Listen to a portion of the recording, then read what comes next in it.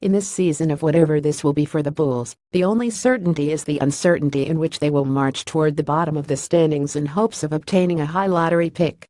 Last year, only one starting spot was up for grabs, and the Bulls did everything they could to hand it to Nikola Mirotic, but it's the opposite this time around as only one spot seems to be nailed down in the form of Robin Lopez at center. So the rotation spots and starting positions will be determined by who plays best, which should lead to some intriguing personnel battles in practices and in the preseason. The spirit of competition was initiated by Bulls Executive Vice President John Paxson and reiterated by head coach Fred Hoiberg, who after games in his first 2 years often lamented lackluster efforts against lesser opponents. One would think that shouldn't be the case this season. I love their effort. I think our guys are out there competing at a very high level, Hoiberg said. We're making mistakes, there's no doubt about that. Most teams at this stage are, especially young teams. The important part is we've gotten better each day. Hoiberg said the turnovers have been an early issue, but that's to be expected in the first week of camp, especially with Hoiberg wanting to increase possessions and play faster. It's really just play as hard as you can when you're out there, second-year guard Denzel Valentine said. We're young. With youth, there's a lot of energy. We should be one of the fastest teams in the NBA. If we play hard and play the right way, we have enough talent, and we're deep enough. Speaking of the simple plays as opposed to making the spectacular ones, the vision of Valentine trying to squeeze passes into rapidly closing windows was a frequent occurrence in his rookie year last season.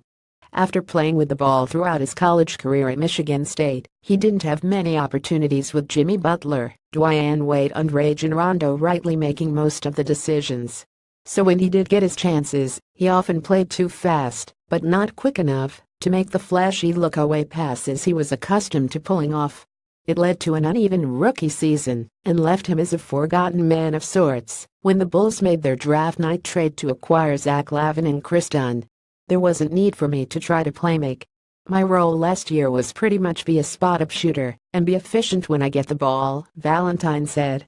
This year, my role is going to increase. I'm going to be able to make more plays and do things I'm comfortable doing. It'll be better. In theory, he has a leg up on Dunn if he's in the running to play the point.